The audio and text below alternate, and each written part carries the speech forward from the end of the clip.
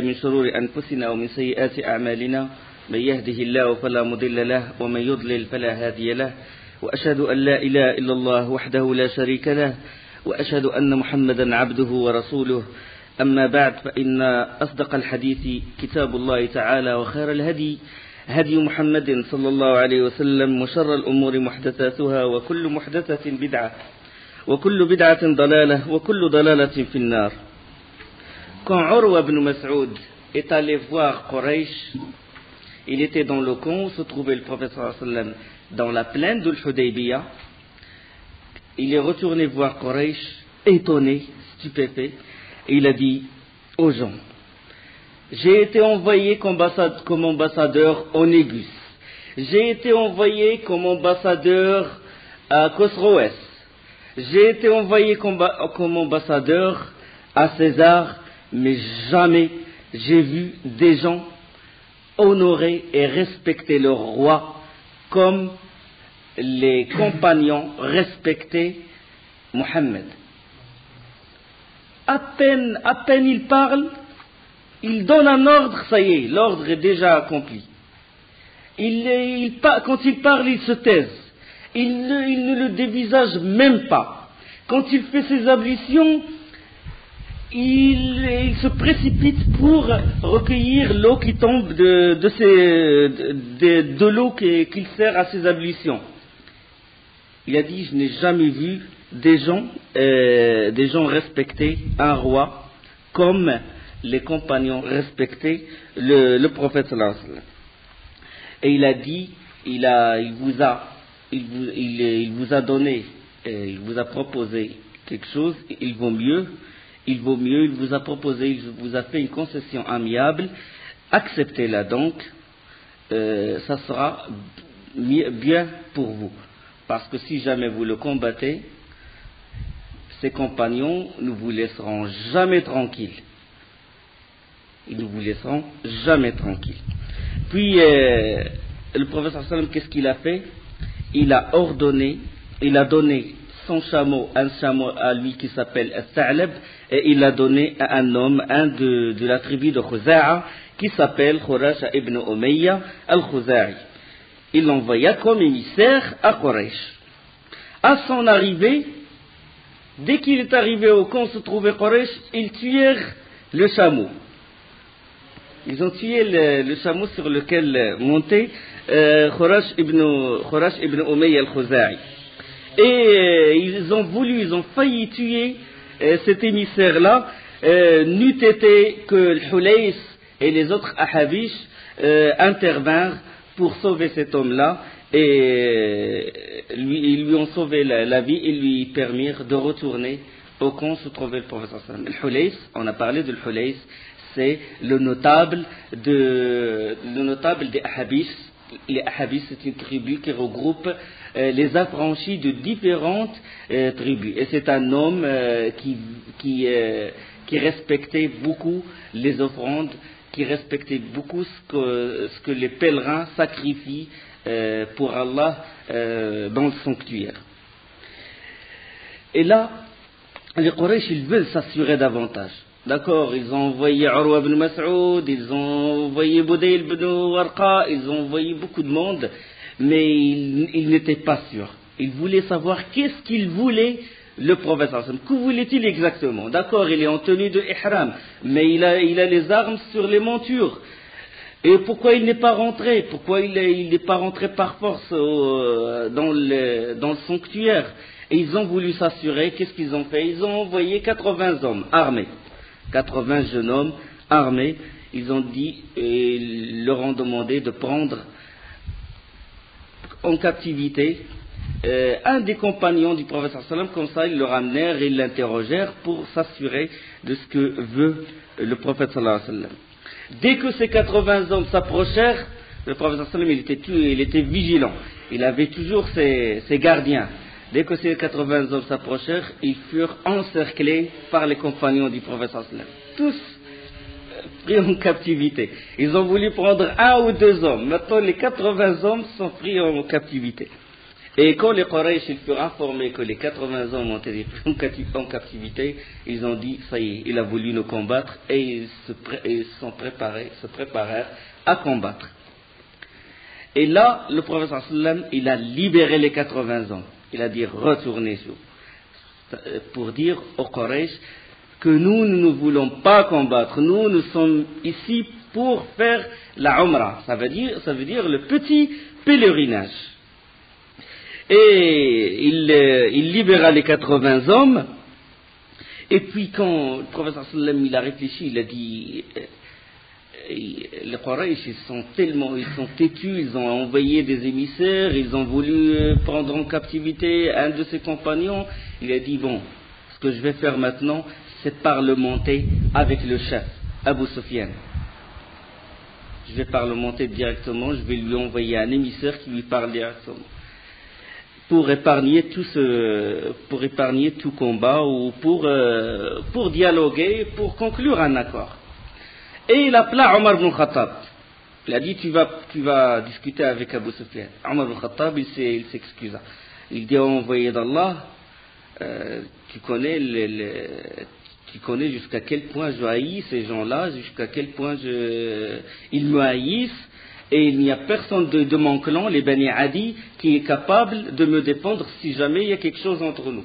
Parce que je ne vais pas les supporter, il se peut que je vais tuer l'un de leurs, ils vont me tuer. Et puis il a dit au prophète sallam, je te propose d'envoyer quelqu'un qui a une parenté là-bas, qui a des gens qui le défendent. Envoie Othman. Othman ibn Affan, il fait partie de Bani Umayya. Et Abu Sufyan, il fait partie de Bani Umayya. Donc, Othman ibn Affan, il a ses parents à la Mecque, ils peuvent le protéger. Et le prophète sallallahu alayhi wa sallam, il accepta la proposition de Omar et envoya Othman. Il fut accueilli par Aban ibn Sa'id ibn al-As. Aban ibn Sa'id ibn al-As, c'est un proche parent de Othman. Dès qu'il est rentré dans le haram, dès qu'il est rentré dans la frontière, il fut accueilli par cet homme-là qui fait partie de Bani Umayya. Et Aban ibn Sa'id, il est associateur, il descendit de sa monture et il fit monter Othman, radiyallahu anhu, et se mit derrière lui, il appela les gens, il a dit, moi, je protège Othman, personne ne le touche. Et il le conduisit jusqu'à Abu Sufyan et les notables de Quraysh. Il le conduisit jusqu'à Abu Sufyan, à qui il a transmis le message du prophète sallam, comme quoi le prophète sallam, il n'est pas venu en guerrier, mais uniquement pour rendre visite à la demeure sacrée d'Allah.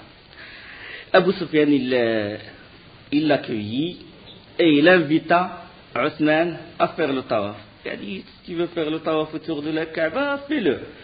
On ne va pas t'interdire ça. Il a dit, par Allah, je ne le ferai jamais, avant que le prophète sallam ne le fasse. Et puis, il a transmis le message, et puis il a dit, il s'est préparé pour quitter la Mecque. Et Abu Sufyan, il l'empêcha, il l'a pris en otage. Il a dit, tu ne vas pas partir, tu restes. Tu restes jusqu'à ce qu'on conclue un accord. Tu restes. Et le prophète sallam, il attendait Othman n'est pas venu. Et puis que les rumeurs commencent à circuler, on sait que les rumeurs, ils agrandissent. Et puis l'information fut parvenue, modifiée au prophète sallam, comme quoi Othman a été tué.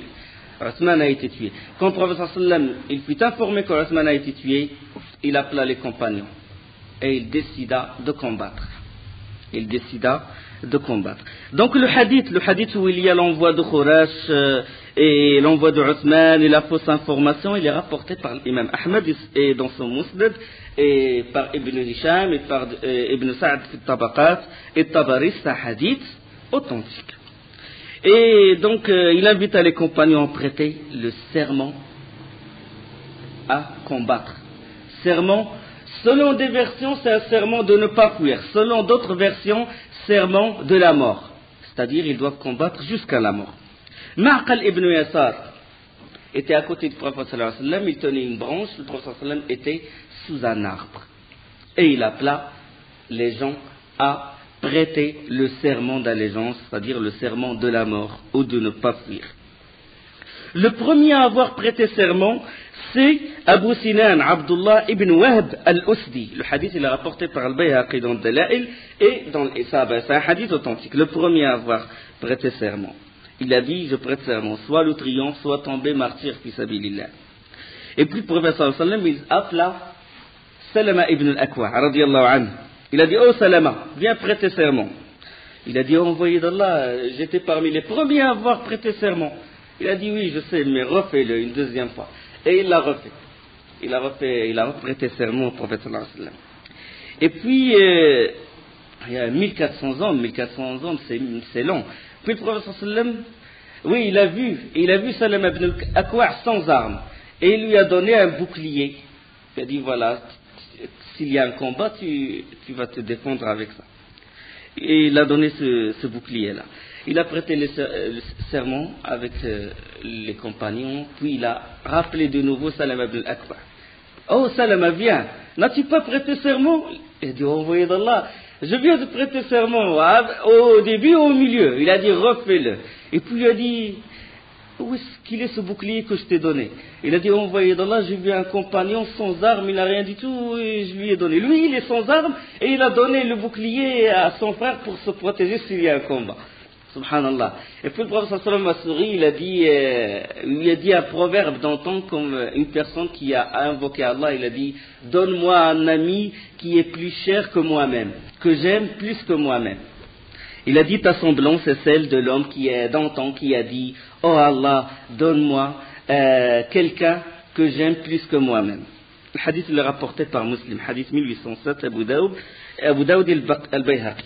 Donc on déduit qu'il est autorisé de refaire le pacte, c'est-à-dire que le bay'a, c'est ce qu'on appelle le bay'a. L'émir, il est autorisé de rappeler quelqu'un une deuxième fois, de le reconvoquer pour refaire le pacte avec lui s'il sait que cet homme-là est très important dans le combat. Parce que le prophète sallallahu alayhi wa sallam dit sur Salama ibn al-Akwa, il dit sur lui, khayru rijalatina Salama ibn al-Akwa. Le meilleur de nos hommes qui sait bien combattre à pied, c'est Salama ibn al-Akwa. Le meilleur de nos fantassins, c'est ça? Le meilleur de nos fantassins, c'est Salama ibn al-Akwa. Donc, vu l'importance de Salama, on va en parler dans la bataille, dans une razwa qui s'appelle Diqarad, comment il courait tellement vite, les compagnons, il courait tellement vite qu'il peut dépasser un cheval. Il a dit, c'est ajib, subhanallah. Et on va en parler. Et puis le prophète sallallahu alayhi wa sallam leva la main gauche et il a dit, je fais allégeance pour Othman. Il a dit, je fais allégeance pour Othman. Hadi yadi Othman. Et les compagnons ils ont dit, par Allah, la main gauche du prophète sallallahu alayhi wa sallam, ils vont mieux que notre main droite. Radiyallahu anhu. Tous ont prêté serment avec le prophète sallallahu alayhi wa sallam, sauf, on a parlé d'un hypocrite qui était avec eux. Il s'appelle Jadd ibn Qais. Et cet hypocrite, il tenait à se cacher derrière, sous le ventre de son chameau. Il se cachait comme ça. Mais il ne passa pas inaperçu devant Jabir. Jabir ibn Abdillah, radiyallahu anhu, il a dit, je l'ai vu blotter sous le ventre de son chameau. Et le prophète sallallahu alayhi wa sallam, le hadith, il est rapporté par Muslim, selon Jabir lui-même. Le prophète sallallahu alayhi wa sallam, il donne à la bonne nouvelle, il a dit, vous êtes les meilleurs gens sur cette terre. Les meilleurs sont ces gens-là, 1400 hommes jusqu'à 1500 hommes. Selon un autre hadith de Mubashir rapporté par Muslim, le prophète sallallahu alayhi wa sallam, il a dit, il ne rentrera pas en enfer quelqu'un qui a prêté serment sous cet arbre. Il ne rentrera pas en enfer. Allah subhanahu wa ta'ala yaqul dans Surat al-Fath, parce que Surat al-Fath elle parle du pacte de l'Hudaybiyah. Il a dit, Allah subhanahu wa ta'ala, inna alladhina yubayi'unaka innama yubayi'una Allah yadullahi fawqa aydihim. Ceux qui te prêtent serment d'allégeance ne font que prêter serment à Allah. D'accord? Dans Surat al-Fath, verset 10. Et dans un autre verset, Allah subhanahu wa ta'ala يقول لقد رضي الله عن المؤمنين إذ يبايعونك تحت الشجرة فعلم ما في قلوبهم فأنزل السكينة عليهم وأثابهم فتحا مبينا. Allah a très certainement agréé les croyants quand ils t'ont prêté le serment d'allégeance sous l'arbre. Il a su ce qu'il y avait dans leur cœur et a fait descendre sur eux la quiétude et il les a récompensés par une victoire proche. Fath Mubin, Fath Mecca. Fathan Mubina. Et cet arbre, il s'appelle Shajarat al-Ridwan. L'arbre où a eu lieu le pacte d'allégeance. Il s'appelle Shajarat al-Ridwan. Et il est resté jusqu'à la khilafa de Omar ibn al-Khattab. Et puis Omar ibn al-Khattab, il fut informé que des gens, ils font la prière près de cet arbre. Il fut informé que des gens, ils font la prière près de cet arbre. Puis Omar ibn al-Khattab, il les a déconseillés. Et puis après, Omar ibn Khattab, il a coupé cet arbre pour couper la voie qui mène vers Shirk, vers l'association. Parce que quand des gens vont faire la prière, puis d'autres vont coller, je ne sais pas quoi, ils vont coller des lettres ou des vœux ou des choses, et ils vont associer avec Allah subhanahu wa ta'ala. Ils peuvent même chercher la bénédiction de cet arbre, ils vont s'essuyer les mains contre cet arbre. Omar ibn Khattab, il a coupé cet arbre. Ibn Hajar, c'est celui qui a fait l'explication de l'imam Bukhari. Il a dit, Ibn Sa'd l'a rapporté avec un bon isnad.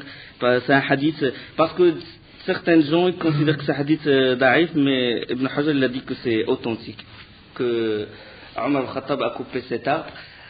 D'autres, parce qu'il nous est rapporté par l'imam Bukhari que Sa'id bin Musayyib, son père, a dit, j'étais parmi ceux qui ont prêté serment d'allégeance avec le prophète sallam, mais on a oublié la position de cet arbre. Donc soit position oubliée ou coupée par Omar ibn Khattab, de toute façon, la voie qui mène vers l'association a été barrée. Donc, ayant eu connaissance de ce serment, les Quraysh, ils ont pris peur. Les compagnons sont prêts à combattre, Mohammed est prêt à nous combattre. Qu'est-ce qu'ils ont fait? Ils envoyèrent Suhayl ibn Amr. Suhayl ibn Amr. Ils lui ont dit, va voir Mohammed et conclut une trêve avec lui. Et dans cette trêve, au moins, il reporte l'année du pèlerinage. Au lieu de faire l'Umrah cette année, qu'il la fasse l'année prochaine. C'est-à-dire qu'ils ne rentrent pas malgré nous. Ils veulent sauver la face, si vous voulez. Et le voyant s'approcher, le prophète sallallahu alayhi wa sallam a dit, Suhayl sahhalallahu lakum. Suhayl, ça veut dire facilité. Donc, Suhayl s'appelle Suhayl. Donc, le prophète sallallahu alayhi wa sallam, quand il a vu, il a dit, Suhayl, Allah va vous faciliter votre affaire. Pourquoi? Parce que Suhayl, c'est un homme, on ne l'envoie que pour négocier. Ministre des Affaires étrangères, si vous voulez, actuellement. Et ils se sont réunis, il s'est réuni avec le prophète sallallahu alayhi wa sallam. Ils discutèrent longuement. Avec Suhayl, il y avait Mikraz, il y avait Huwaytab, il y avait d'autres notables. Et du côté du prophète sallallahu alayhi wa sallam, bien sûr, il y avait Abu Bakr, Omar, Ali, Mohammed ibn Maslama et d'autres. Et les pourparlers, ils aboutirent à l'accord. Ils se sont convenus de déposer le fardeau de la guerre pour 10 ans. Salh. Fardeau de la guerre. Pas de guerre durant 10 ans. Une trêve. Pendant ces 10 ans-là, les hommes, ils vivront en sécurité et ne feront entre eux aucune violence à condition que quiconque des Quraysh viendra à Mohammed le renverra à Quraysh. Bien que cet homme soit un musulman. Si par exemple un homme qui fait partie qui habite à la Mecque et qui se convertit à l'islam et il veut rejoindre le prophète sallallahu alayhi wa sallam, conformément à cet accord, il le renvoie à Quraysh. Et quiconque qui fait partie des compagnons du prophète sallallahu alayhi wa sallam, s'il rejoint les Quraysh, ils ne le renverront pas. Donc en apparence, l'accord est en faveur de Quraysh. Et quand les compagnons ils ont entendu ça, ils ont dit Subhanallah, comment un musulman qui vient chez nous, on doit le renvoyer. Donc c'était ça l'accord qui a été conclu entre le prophète sallallahu alayhi wa sallam et Suhayl ibn Amr. Et dans cet accord, ils ont dit que les sentiments de haine réciproque doivent être maîtrisés, pas de traîtrise, pas de rapine, point de félonie, etc. Pas de vol, Ils ont voulu que leur caravane soit en sécurité. Et ils ont dit aussi que quiconque souhaitera entrer dans le lien et le pacte de Mohammed, qu'il le fait, et quiconque souhaitera entrer dans le pacte et le lien de Quraysh, qu'il le fait. Aussitôt, les notables de la tribu de Khuza'a, ils se levèrent, ils ont dit, nous rentrons dans le lien et le pacte de Mohammed. Ça veut dire tout ce qui s'applique sur le prophète sallallahu alayhi wa sallam, il s'applique sur eux. Et la tribu de Bani Bakr, ils déclarèrent aussi, ils ont dit, nous rentrons dans le lien et le pacte de Quraysh. Bon, cette alliance, c'est elle qui va faire un grand changement. Et là, ils ont dit aussi dans l'accord, ils ont dit, toi, Mohammed, tu t'éloignes maintenant, tu retournes à Médine. Tu ne fais pas la Umrah cette année. Tu ne fais pas la Umrah contre notre gré. Mais tu l'as fait l'année prochaine. Tu l'as fait l'année prochaine. Tu rentres à la Mecque, nous quitterons la Mecque et on te laisse 3 jours. On te laisse 3 jours. Et tu ne prends pas d'armes. Tu ne prends que l'arme du voyageur. Et tu ne brandis pas l'arme. Parce que le fait de brandir l'arme, ça veut dire, ils disent, tu ne montres pas ta fierté devant nous. Et 3 jours seulement. Et donc, c'était ça, finalement, l'accord, enfin, les grands points de cet accord qui a eu lieu entre le prophète sallam et les Quraysh. Les compagnons, ils ne croyaient pas ce qu'ils viennent d'entendre, comment ça se fait. Ils ont fait le pacte de ne pas fuir, de combattre jusqu'à la mort. Ils sont tenus de l'ihram, juste à côté de la Kaaba, juste à côté. Et le prophète sallam, il a vu dans le rêve, dans le ru'ya qu'il fait tawaf autour de et la vision du prophète sallam est véridique, il s'accomplit toujours. Comment ça se fait que maintenant le pacte il est contre eux. Il est contre eux. Ils n'ont pas cru. Ils étaient dans un désarroi, dans un silence maussade, si vous voulez. Et là, le prophète sallallahu alayhi wa sallam, qu'est-ce qu'il a fait? Il appela Ali. Le pacte n'a pas été encore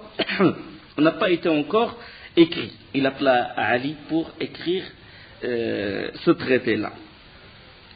Et là, Suhayl ibn Amr est assis, le prophète sallam et Ali qui va écrire. Le prophète sallam a dit Bismillahir Rahmanir Rahim. Commençons par Bismillahir Rahmanir Rahim. Et Suhayl ibn Amr, aussitôt il sursauta. Il a dit non, on n'écrit pas Bismillahir Rahmanir Rahim. Ar-Rahman, on ne le connaît pas. Allah, on le connaît. Parce qu'ils connaissent Allah. Ils savent qu'Allah est le créateur, il gère l'univers, etc. Mais Rahman, on ne le connaît pas parce qu'ils ne croient pas au Rahman. وَإِذَا قِيلَ لَهُمْ اسْجُدُوا لِلرَّحْمَنِ قَالُوا وَمَا الرَّحْمَنُ أَنَسْجُدُ لِمَا تَأْمُرُونَ. Allah subhanahu wa ta'ala dit, et quand on leur demande, quand on leur dit prosternez-vous devant Rahman, ils disent qui est donc ce Rahman? Tu nous demandes de nous prosterner devant quelqu'un que nous ne connaissons pas. Ils disent aussi de Rahman, c'est un homme de Yamama qui a appris le Coran au prophète sallallahu alayhi wa sallam, etc. Donc, ils ne croient pas au Rahman, au nom d'Allah subhanahu wa ta'ala. Puis le prophète sallallahu alayhi wa sallam, il a dit à Ali, efface Rahman. Et Ali, il a protesté, il a dit non, ce n'est pas moi qui efface Rahman, envoyé d'Allah. Et puis le prophète sallallahu alayhi wa sallam a dit montre où se trouve Rahman. Ali lui montra, et puis le prophète sallallahu alayhi wa sallam de sa main noble, il effaça Ar-Rahman. Il a voulu que l'accord soit accompli. On va parler pourquoi. On va discuter sur ces points-là.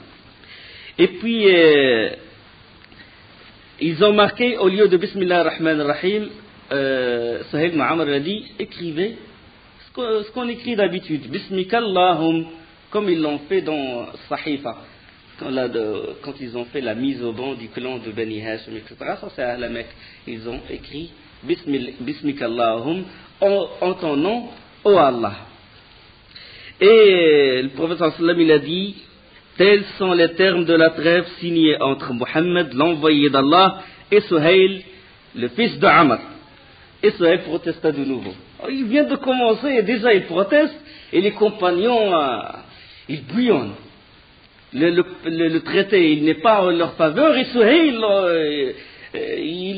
c'est comme s'il met encore comment on dit, le couteau dans la plaie, ou il enfonce le couteau dans la plaie. Et Suhail a dit, non. Si on savait que tu étais l'envoyé d'Allah, on t'aurait pas combattu. Si on savait que toi, tu es le messager, tu nous ramènes le message d'Allah, il n'y aurait même pas ce problème, il n'y aurait même pas cet accord, on t'aurait même pas combattu. Marc, Mohammed ibn Abdullah ibn Abdel Muttalib. Le prophète sallam demanda à Ali, efface l'envoyé d'Allah. Ali lui a dit non, l'envoyé d'Allah, il ne m'appartient pas d'effacer ce terme-là.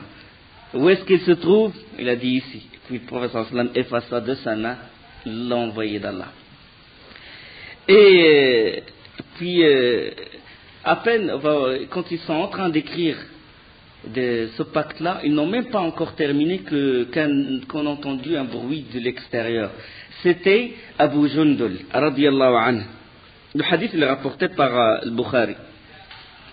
Abu Jundul, il est le fils de Suhail, celui qui est en train de conclure le pacte avec le prophète sallallahu alayhi wa sallam. Suhail ibn Amr, il était mécréant, et son fils est musulman.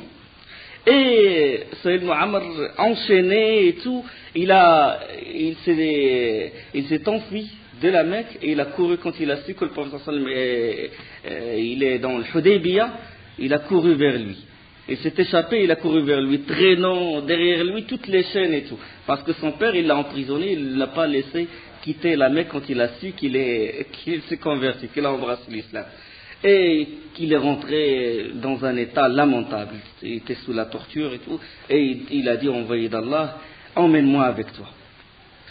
Abu Jundul, il n'est pas au courant du pacte qui est en train d'être conclu. Et directement son père, Suhail ibn Amr, le père il a pris son fils, il a entouré la chaîne autour de son cou, il a dit, c'est mon fils. L'accord, on l'a déjà fait.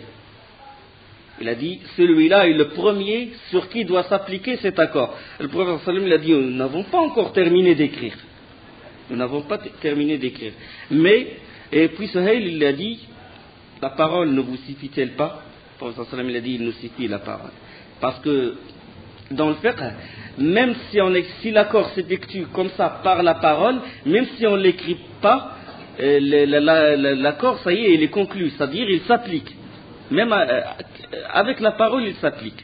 Le prophète sallam a dit ça, il a dit nous n'avons pas terminé d'écrire, pas pour annuler l'accord ou quoi que ce soit, c'était juste pour que Suhail se montre un peu conciliant.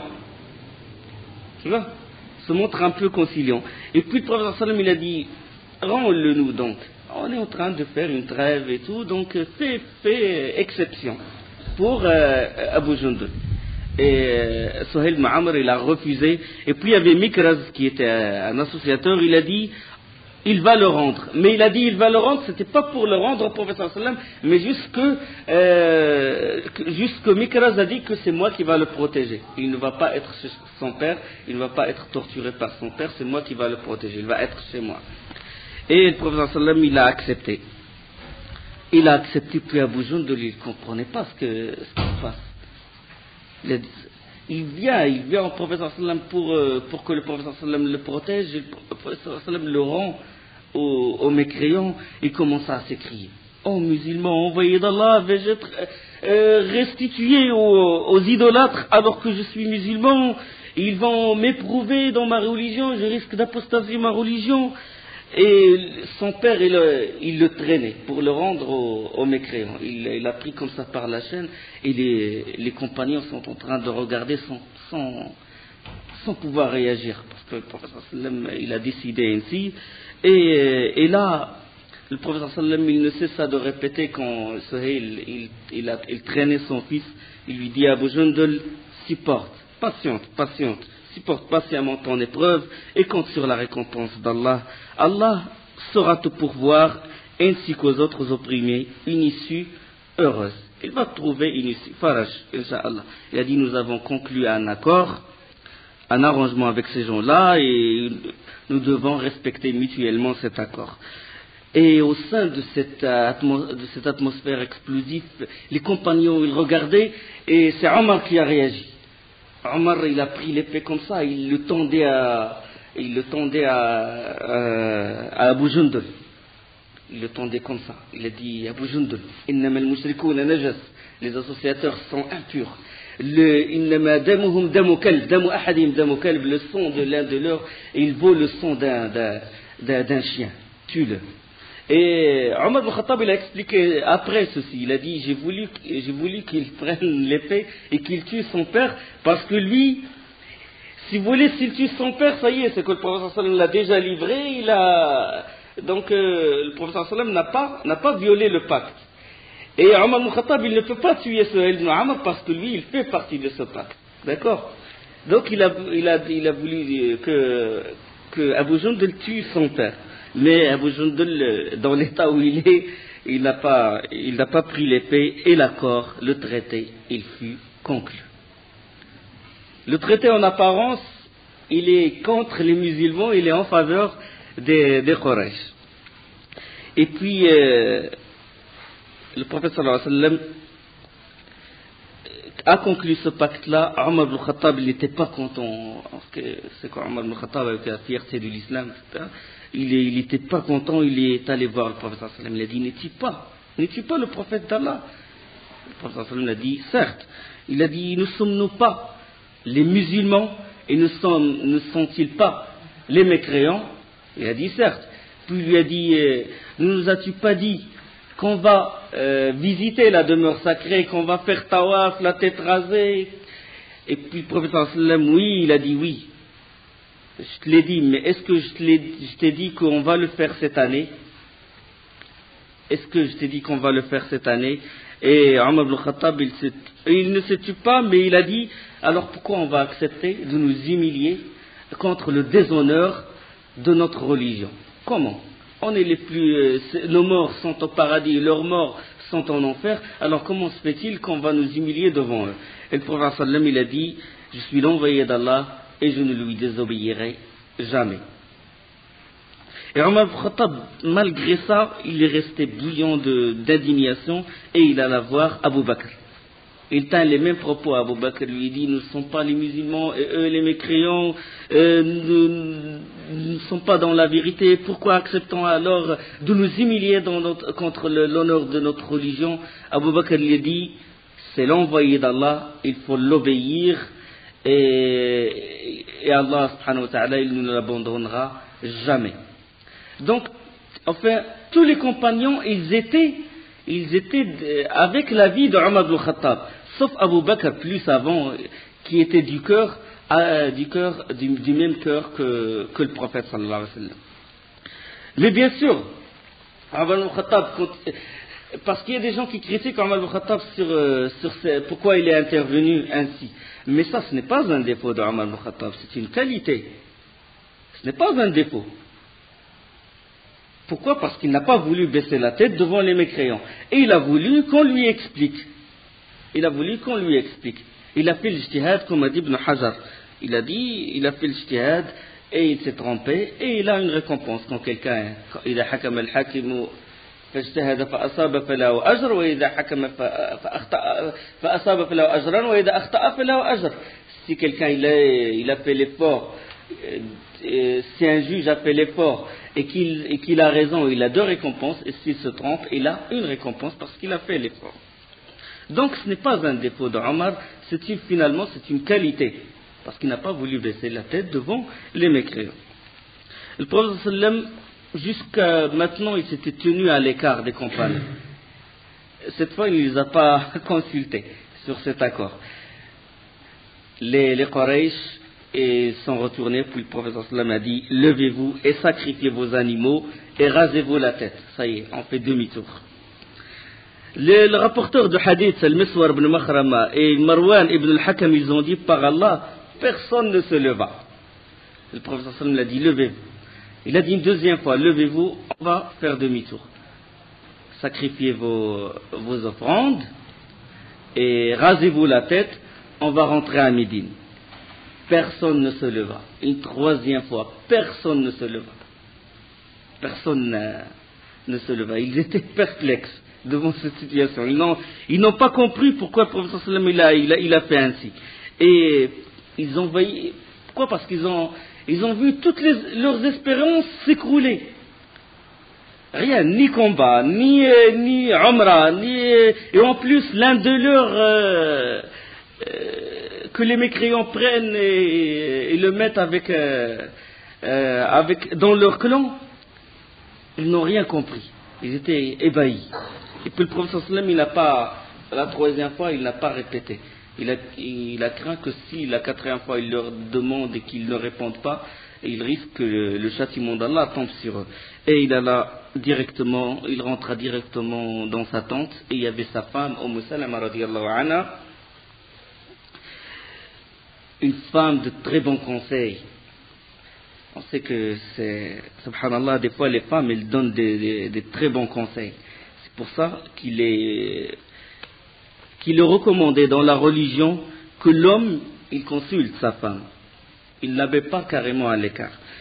Salama radiyallahu anha, quand il a vu le prophète sallallahu alayhi wa sallam dans son état, il lui a fait le récit de ce qui s'est passé, et lui a dit: ô prophète d'Allah, ne leur parle pas. Ne leur parle pas, parce qu'ils étaient attristés à cause des concessions que tu as données pour la trêve, et le retour sans rentrer à la Mecque. Sacrifie ton offrande, appelle ton coiffeur sans leur parler, ils vont te suivre. Ne parle à personne. Le prophète sallam sortit aussitôt de chez Salama, il sacrifia son offrande, le chameau, et appela son coiffeur, Khurash ibn Umayya ibn al-Fadl al-Khuza'i, qui lui rasa la tête et se défie de sa tenue de l'Umrah. Donc quand quelqu'un il veut faire le pèlerinage et qu'il est bloqué par des ennemis, que les gens l'interdisent de rentrer dans le haram, il se défait de son ihram, et s'il ramène l'offrande, c'est-à-dire la bête qui est destinée à être sacrifiée pour Allah, il la sacrifie et il se rase la tête et il retourne. Et donc quand les compagnons ont vu le prophète sallam se raser la tête, immédiatement tous se levèrent et allèrent faire leur sacrifice. Et ils mettaient tant d'empressement, tellement ils étaient tendus que les uns tombaient sur les autres. Quand ils ont vu le prophète sallam, ça y est, maintenant la chose est imminente, il faut faire demi-tour. Ils ont sacrifié leurs offrandes, et chacun, ils se sont rasés mutuellement la tête, et tellement ils mettaient tant d'empressement que les uns blessaient les autres, tellement ils étaient tendus et énervés, mais ils doivent obéir au prophète sallam, que les uns blessaient les autres. Et bon, on peut déduire de ça, le da'wa par le comportement est très important. Vous voyez, le prophète sallam, quand il leur demanda de sacrifier, de se raser la tête, personne n'a obéi, mais quand lui-même il l'a fait, ils l'ont tous suivi. Donc, quand on propage et quand on met en pratique la chose qu'on propage, il a plus d'effet sur les gens. Et quand ils se sont rasés, le prophète sallam, il s'écria, il a dit qu'Allah bénisse ceux qui se sont rasés. Et les compagnons, ils ont répondu: et ceux qui ont juste écourté le cheveu envoyé d'Allah? Et le prophète sallam répéta une deuxième fois qu'Allah bénisse ceux qui se sont rasés. Et les compagnons, ils ont répondu, ils ont dit au envoyé d'Allah: et ceux qui s'étaient juste coupé les cheveux? Et le prophète sallam, troisième fois, il a dit qu'Allah bénisse ceux qui se sont rasés. Et ils ont répondu: et ceux qui ont juste écourté les cheveux? Et la quatrième fois, le prophète sallam a dit: et ceux qui s'étaient juste coupé les cheveux. On posa la question au prophète sallam, lui demanda: pourquoi tu as favorisé les gens qui se sont rasés la tête? Le prophète sallam il a dit: parce qu'ils n'ont pas douté. Ça veut dire quand ils ont vu le prophète sallam raser sa tête, ils l'ont rasé eux-mêmes. Donc après avoir quitté le Hudaybiyah, dans un endroit qui s'appelle Qura' al-Ghamim, donc c'est vers le nord, Qura' al-Ghamim, le prophète sallallahu alayhi wa sallam, il reçut la révélation de la sourate al-Fath. Inna fatahna laka fathan mubina. Al-Bukhari, dans hadith 4177, 4833, 5012, et ce hadith-là est rapporté également par Tirmidhi et par l'imam Ahmed. Il a dit, quand ils furent mis en route pour retourner à Médine, Omar ibn al-Khattab, il fut pris de remords. comment il a réagi ainsi devant le prophète sallallahu alayhi wa sallam, devant Abu Bakr, et il est allé voir le prophète sallallahu alayhi wa sallam. Et puis il a voulu entamer la discussion avec le prophète sallallahu alayhi wa sallam, il lui posa une question, puis le prophète sallallahu alayhi wa sallam n'a pas répondu. Puis il posa une deuxième fois une question, le prophète sallallahu alayhi wa sallam n'a pas répondu. Une troisième fois, le prophète sallallahu alayhi wa sallam n'a pas répondu. Puis il s'est éloigné du prophète sallallahu alayhi wa sallam, il a dit qu'Allah te perde, Omar, tu as désobéi à l'envoyé d'Allah. Il a dit, j'ai craint qu'Allah nous révèle quelque chose sur l'envoyé d'Allah qui puisse me condamner. Et il fut pris de crainte, d'appréhension, il a eu peur. Il s'est éloigné, il a rejoint les autres compagnons, jusqu'à ce que l'héros du prophète sallallahu alayhi wa sallam appela Omar. Omar, viens. Et quand Omar il a entendu son nom, il a dit, ça y est, Allah, il a révélé à son envoyé quelque chose qui va me condamner. Il alla voir le prophète sallallahu alayhi wa sallam, et le prophète sallallahu alayhi wa sallam lui a dit, oh Omar, une sourate est descendue sur moi qui m'est plus chère que tout ce qui se trouve sous le soleil. Sourate Al-Fath. Inna fatahna laka fathan mubina. En vérité, nous t'avons accordé une victoire éclatante. Fath, ça veut dire ouverture, ça veut dire une victoire. Afin qu'Allah te pardonne tes péchés passés et futurs, qu'il parachève sur toi ses bienfaits et te guide sur une voie droite. إنا فتحنا لك فتحا مبينا ليغفر لك الله ما تقدم من ذنبك وما تأخر ويتم نعمته عليك ويهديك صراطا مستقيما.